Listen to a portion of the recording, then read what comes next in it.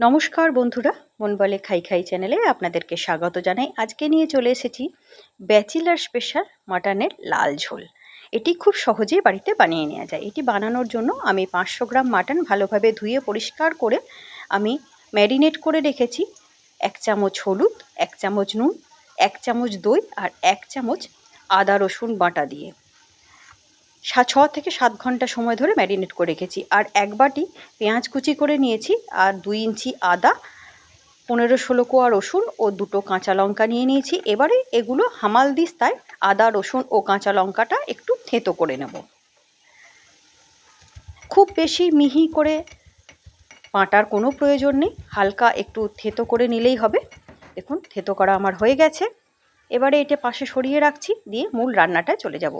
গ্যাসে একটা pressure cooker বসিয়ে নিয়েছি, তাতে সর্ষের তেল দিয়েছি। পুরো রান্নাটা সর্ষের তেলেই করব। এবার তেলের মধ্যে ফোড়নে দিয়ে দেব গোটা গরম মশলা।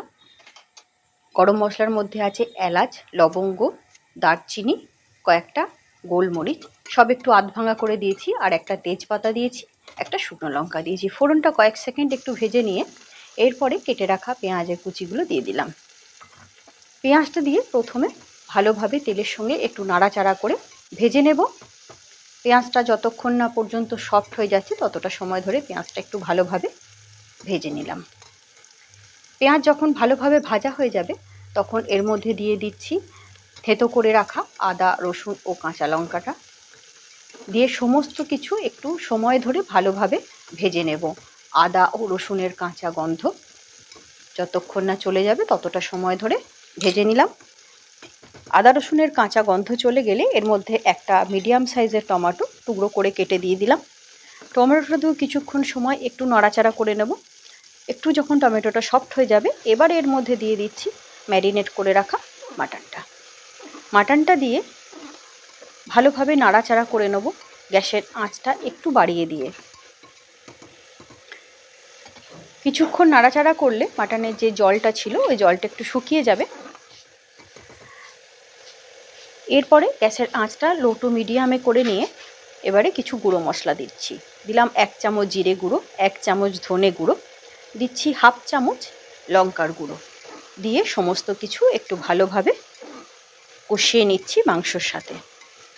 নাড়াচাড়া করে মিশিয়ে দিয়ে এবারে সামান্য একটু হলুদ দিয়ে দেবো, কারণ হলুদের পরিমাণটা একটু কমই দিয়েছিলাম, তাই 1/4 চা চামচের মতো হলুদ দিয়ে দিলাম। দিয়ে আবারও ভালোভাবে সমস্ত কিছু একসাথে মিশিয়ে নিলাম। এবারে গ্যাসের আঁচ কমিয়ে দিয়ে প্রেসার কুকারের ঢাকনা ওপর থেকে দিয়ে কিছুক্ষণ চাপা দিয়ে কষিয়ে নেব। দেখুন মাটন থেকে আবারও জল ছাড়তে শুরু করেছে। ঢাকনা খুলে একটু নাড়াচাড়া করে এবারে ওপর থেকে দিচ্ছি 1 চামচ পরিমাণ মিট মশলা। মিট মশলাটা দিলে কিন্তু টেস্টটা খুবই ভালো হয়, তাই এটা দেওয়ার চেষ্টা করবেন। মিট মশলাটা ভালোভাবে মাংসের সাথে মিশিয়ে দিয়ে আবারও ঢাকা দিয়ে উপর থেকে কিছুটা সময় কষিয়ে নিয়েছি। 4 থেকে 5 মিনিট কষিয়ে নেবার পরে এরকম মশলা থেকে তেল যখন ছেড়ে যাবে তখন বোঝা যাবে মাংসটা অনেকটাই কষানো হয়ে গেছে। এবারে দিয়ে দিচ্ছি আলু। কয়েকটা আলু একটু নুন হলুদ দিয়ে ভেজে রেখেছিলাম। এটা সম্পূর্ণ অপশনাল, আপনারা নাও দিতে পারেন। তবে মাংস ঝোলে আলু না দিলে আমার যেন মনে হয় মাংসের ঝোলটা সম্পূর্ণ হয় না। এবারে ওপর থেকে দিয়ে দিচ্ছি একটু গরম মশলা, হাফ চামচের মতো গরম মশলার গুঁড়ো দিয়ে দিলাম। দিয়ে সমস্ত কিছু আরও ভালোভাবে একসাথে মিশিয়ে নিয়ে উপর থেকে তেজপাতাটা ফেলে দিলাম, কারণ প্রেসার কুকারের ঢাকনা আটকালে তখন সিটিটা বন্ধ হয়ে যেতে পারে। এবারে দিয়ে দিলাম গরম জল পরিমাণ মতো। যে যেরকম ঝোল রাখবেন সেই অনুযায়ী জল ব্যবহার করতে হবে। আমি তো একটু ঝোল রাখবো তাই জল দিয়ে দিলাম পরিমাণ মতো। দিয়ে প্রেসার কুকারের ঢাকনা বন্ধ করে দিয়ে 2টো সিটি দিয়ে আমি অফ করে রেখে দেব। তারপরে যখন ঢাকনা নিজে থেকে খুলবে তখন ফিরে এসেছি। দেখুন সুন্দর কালার এসেছে, এবং একটু চেক করে দেখে নিচ্ছি মাংসটা কেমন সেদ্ধ হয়েছে। মাংস খুব ভালোভাবে সেদ্ধ হয়ে গেছে। এবারে আরেকবার গ্যাসটা অন করে উপর থেকে 1 মুঠো ধনেপাতা কুচি ছড়িয়ে দিয়ে একটু ফুটিয়ে নিলাম। দিয়ে নাড়াচাড়া করে আবারও গ্যাসের ফ্লেম অফ করে পরিবেশন করে দেব। তৈরি হয়ে গেল